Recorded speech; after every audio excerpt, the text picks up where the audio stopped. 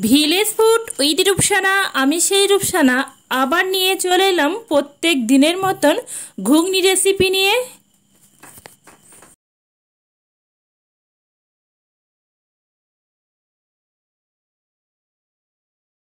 আসসালামু আলাইকুম সুপ্রিয় দর্শক বন্ধুরা, আজকের আমি ঘুগনি রেসিপি বানিয়ে দেখাবো।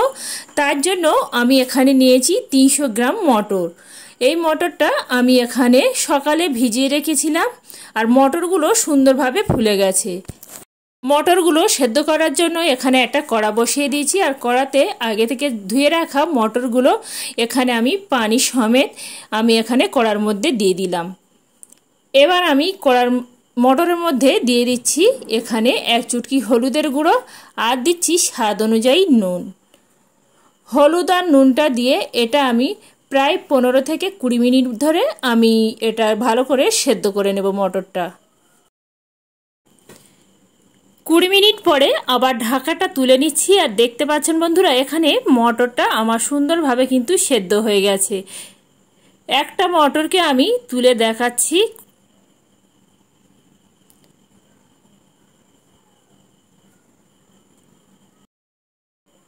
ঘুগনি তৈরি করব বলে এখানে একটা ফ্রাই প্যান বসিয়ে দিয়েছি আর এখানে সুন্দর করে একটা মশলাও রেডি করে নেব। এখানে আমি নিয়েছি ধনে, গোলমরিচ নিয়েছি জিরা আর নিয়েছি লবঙ্গ, দারুচিনি, এলাচ আর শুকনো লঙ্কা। এগুলোকে আমি ফ্রাই প্যানের মধ্যে দিয়ে হালকা আঁচে এগুলো নেড়েচেড়ে সুন্দর করে ভেজে নেব। মশলা থেকে সুন্দর একটা গন্ধ বের হলে তারপরে আমি এই মশলাগুলো নামিয়ে নেব। নামিয়ে ঠান্ডা করে নিয়ে একটা মিহি পেস্ট রেডি করে নিতে হবে।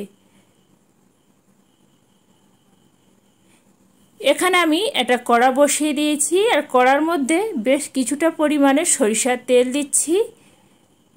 তেল গরম হয়ে গেলে তেলের মধ্যে দিয়ে দেব পেঁয়াজ কুচি। পেঁয়াজটা একটু নেড়েচেড়ে লালচে রং ধরিয়ে পেঁয়াজগুলো ভেজে নেব। পেঁয়াজগুলো আমি এখানে নেড়েচেড়ে লালচে রং ধরিয়ে ভেজে নিলাম। এবার আমি এখানে 400 গ্রাম আলু নিয়েছিলাম। আলুগুলো এইভাবে ডুমো ডুমো করে কেটে পরিষ্কার করে ধুয়ে নিয়েছিলাম। এবার পেঁয়াজের মধ্যে দিয়ে আলুগুলো একটু সুন্দর করে নেড়েচেড়ে ভেজে নিচ্ছি। এবার আমি এর সঙ্গে যোগ করে দিচ্ছি স্বাদ অনুযায়ী নুন আর দিয়ে দেব এখানে 2টো কাঁচা লঙ্কাকে কুচিয়ে রেখেছিলাম।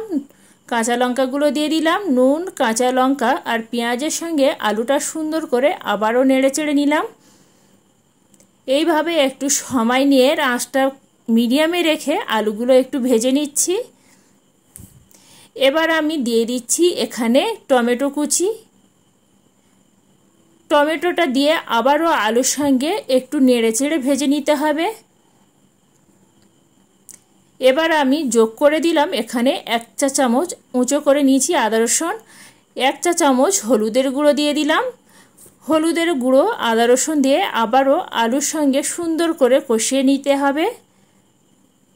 এখানে আমি সুন্দর করে কষিয়ে নিয়েছি আর এখানে টমেটোটা সুন্দরভাবে সেদ্ধও হয়ে গেছে আর আলুগুলো অনেকটাই সিদ্ধ হয়ে এসেছে।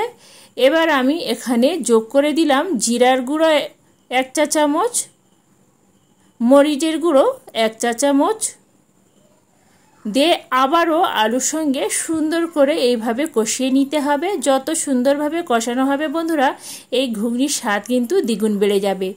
এবার আগে থেকে যে মটরগুলো সেদ্ধ করে রেখেছিলাম পানি সমেত মটরটা আমি এই আলুর মধ্যে দিয়ে আবারও মিনিট 5 সময় নিয়ে এইভাবে কষিয়ে নিতে হবে। এখানে আমি সুন্দরভাবে কষিয়ে নিয়েছি। এবার আমি এর সঙ্গে যোগ করে দেব পানি। এখানে আমি 1 বাটি পানি দিয়ে দিলাম। দিয়ে এবার আমি একটা ঢাকা চাপা দিয়ে এটা 10 মিনিট ধরে কুক করতে দিলাম। 10 মিনিট পরে ঢাকাটা তুলে নিচ্ছি আর দেখতে পাচ্ছেন বন্ধুরা কত সুন্দর লোভনীয় দেখাচ্ছে। এবার আমি এখানে কিছুটা ধনিয়া পাতা কুচি নিয়েছি। ধনিয়া পাতা কুচিটা এবার আমি এই ঘুগনির উপর দিয়ে ছড়িয়ে দেব। এতে করে স্বাদটাও খুব সুন্দর আসে আর গন্ধটাও খুব সুন্দর হয়। এবার আমি এর সঙ্গে যোগ করে দেব আগে থেকে যে গোটা মশলাটা পেস্ট করে রেডি করে রেখেছিলাম। অবশ্যই করে এইভাবে কিন্তু ঘুগনির মশলাটা রেডি করে নিতে হবে। এবার আমি ঘুগনির মশলাগুলো এইভাবে দিয়ে দিলাম। এইভাবে কিন্তু মশলাটা দিলে একদম দোকানের ঘুগনির মতো স্বাদ পাবেন বন্ধুরা। মশলাগুলো আমি দিয়ে দিলাম।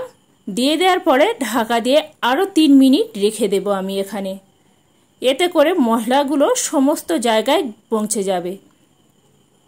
3 মিনিট পরে আবারও ঢাকাটা খুলে নিচ্ছি। আর দেখতে পাচ্ছেন বন্ধুরা কতটাই লোভনীয় হয়েছে এই ঘুগনি রেসিপিটা।